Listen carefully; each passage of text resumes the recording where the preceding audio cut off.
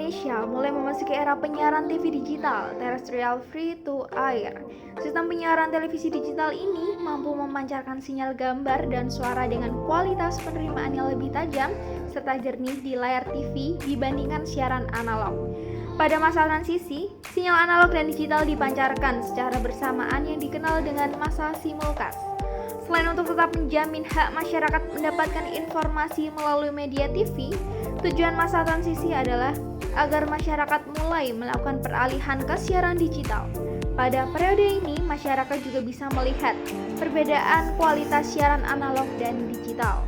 Tanpa harus membeli pesawat TV baru, masyarakat dapat menikmati konten siaran format digital dengan cara menambahkan perangkat konverter atau yang disebut set-top box. Set-top box adalah alat bantu penerimaan siaran digital yang berfungsi mengkonferensi dan menkompresi sinyal digital sehingga dapat diterima pada pesawat TV analog. Set-top box sebagai receiver sinyal digital harus memiliki standar yang sama dengan sistem pemancaran atau transmitter, yaitu DVB-T2. Standar ini diadopsi di Indonesia sejak 2012, menggantikan standar DVB-T 2007 sebagai standar penyiaran TV digital terrestrial penerimaan tetap free to air atau tidak berbayar. Salah satu perbedaan antara siaran TV analog dan digital adalah pada pemanfaat spektrum frekuensi radio sebagai sumber daya alam yang sangat terbatas. Pada sistem penyiaran TV analog, satu kanal frekuensi digunakan untuk menyalurkan suatu program siaran. Sementara pada sistem penyiaran digital DVB-T2, satu kanal frekuensi mampu membawa hingga 12 program siaran standar definition SDTV. Artinya, terjadi inefisiensi penggunaan spektrum frekuensi radio pada sistem analog. Sebaliknya, terdapat optimalisasi pemanfaatan kanal frekuensi pada sistem digital.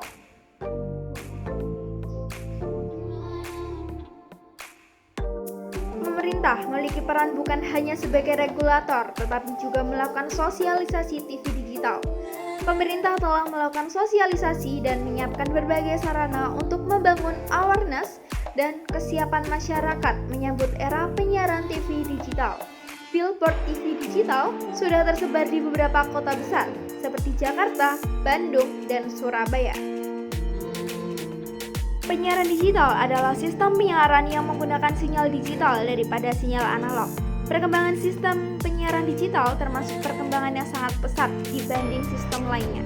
Perlu kita akui bahwa Indonesia adalah salah satu negara yang belum sepenuhnya menggunakan sistem penyiaran digital. Negara-negara lain telah lebih dulu berpaling menggunakan sistem penyiaran digital.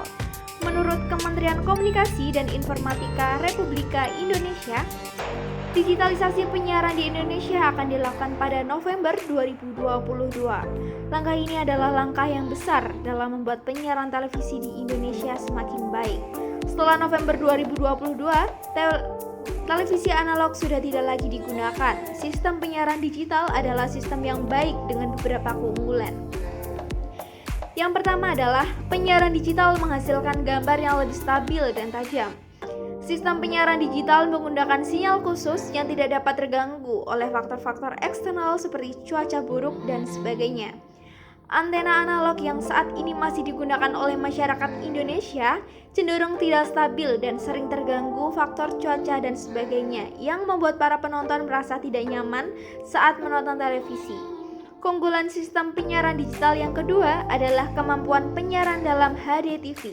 High Definition Television atau HDTV adalah kualitas penyiaran yang sangat baik dan tajam. Sistem penyiaran digital mampu menghasilkan tayangan HD dengan 1080 megapiksel. Dengan HDTV, gambar yang dihasilkan akan lebih berwarna dan lebih nyaman untuk disaksikan oleh masyarakat Indonesia. Keuntungan yang ketiga adalah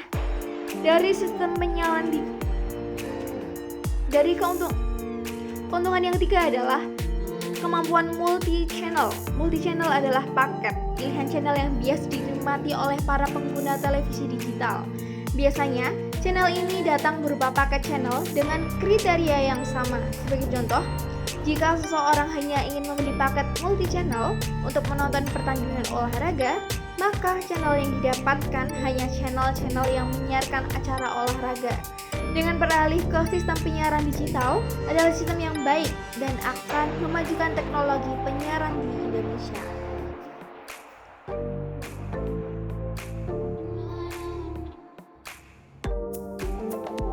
Namun, di samping banyak kelebihan yang menjanjikan, digitalisasi penyiaran juga tidak sepenuhnya menguntungkan, sebagaimana teori di atas kertas. Ada beberapa hal yang menjadi kekurangan. Yang pertama adalah kendala operasional dalam proses migrasi total dari teknologi analog menuju digital. Sangat terkait dengan kesiapan mayoritas penonton televisi di Indonesia yang masih menggunakan televisi analog atau receiver konvensional.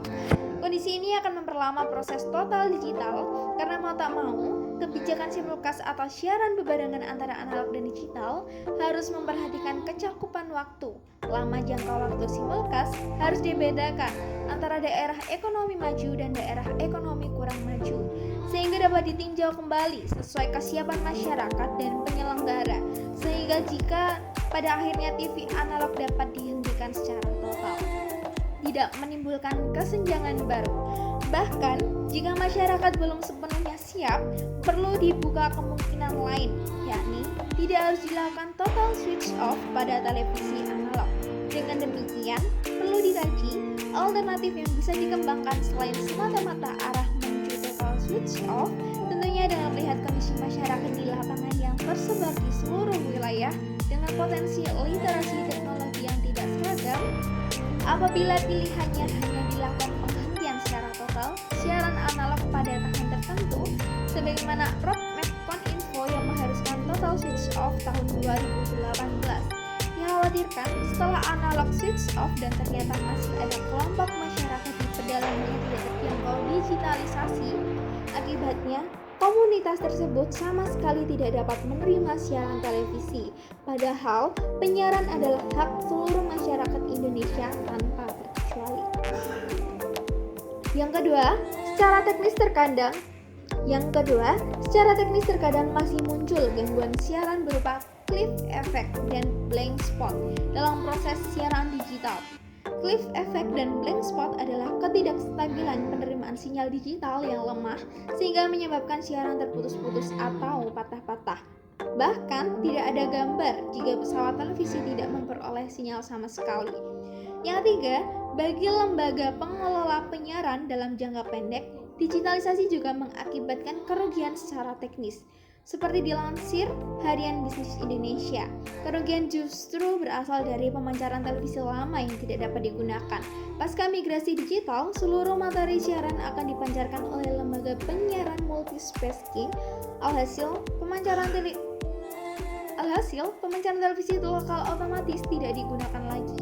Bambang Santoso, Ketua ATV JSI, mengatakan televisi lokal dan jaring akan mengangguk kerugian jika migrasi dilaksanakan.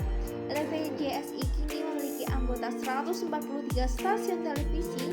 Usia operasional stasiun televisi beragam, mulai dari 5 tahun hingga 8 tahun.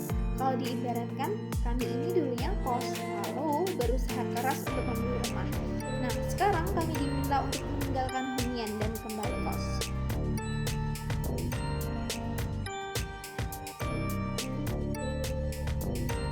Dan yang keempat, teknologi penyiaran digital juga menuntut keahlian khusus penggunaan dalam mengoperasikan alat, termasuk memperbaiki jika ada kerusakan.